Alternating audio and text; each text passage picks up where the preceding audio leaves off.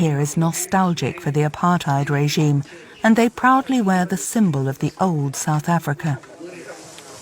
That's also the vierkleur, but with the orange band at the bottom, it means that we're in a struggle. We're in a struggle for our language, we're in a struggle for our life. Are you afraid to be in South Africa? I'm not afraid of anything. I'm ready. Ready for? For whatever comes.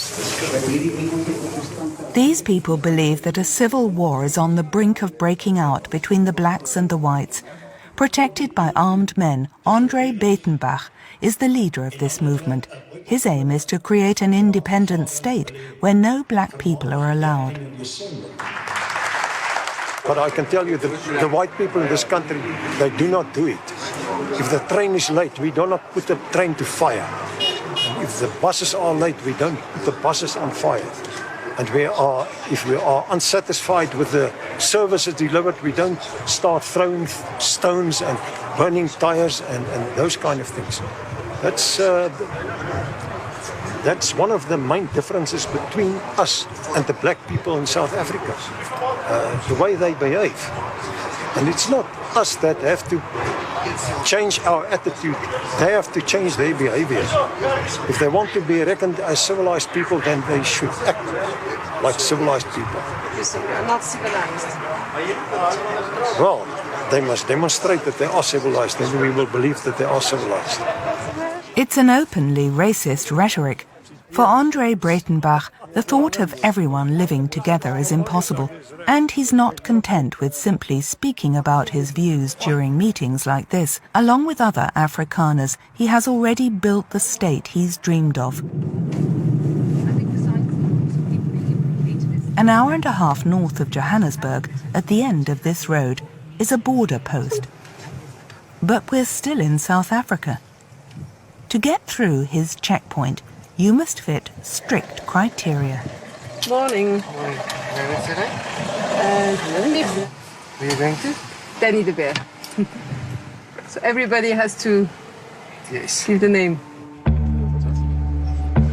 Welcome to Kleinfontein, an enclave stretching over 800 hectares, surrounded by barbed wire.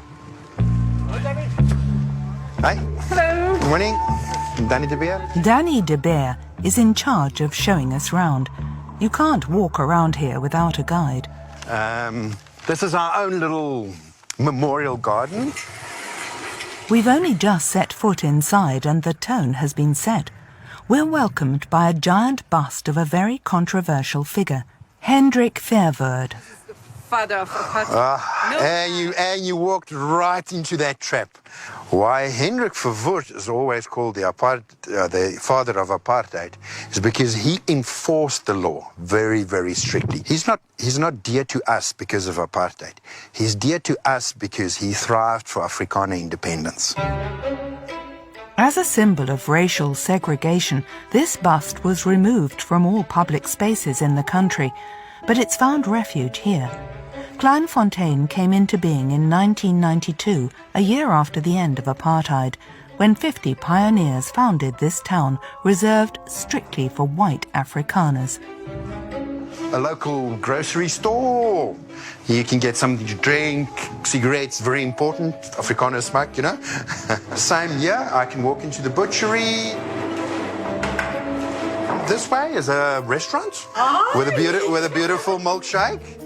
Cooks delicious.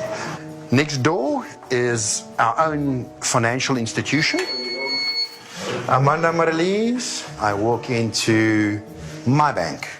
I transact in my language. 1,300 people live in Kleinfontein. Whilst many of them work outside of the town, others help to ensure the autonomy of this microstate by raising livestock and cultivating the land within the walls. According to our guide, it's not a racist organization. Their sole mission is to protect their culture.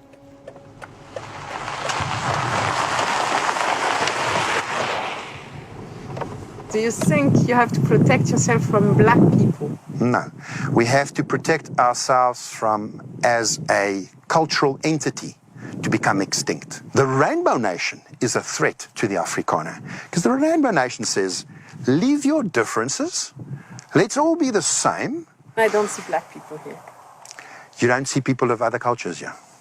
But also, You seem to have a color visor on you. Danny de Beer is skilled in dealing with the media, but the other inhabitants are not as used to waffling. Okay, actually, I'm not a racist or anything, but I can't live with that people.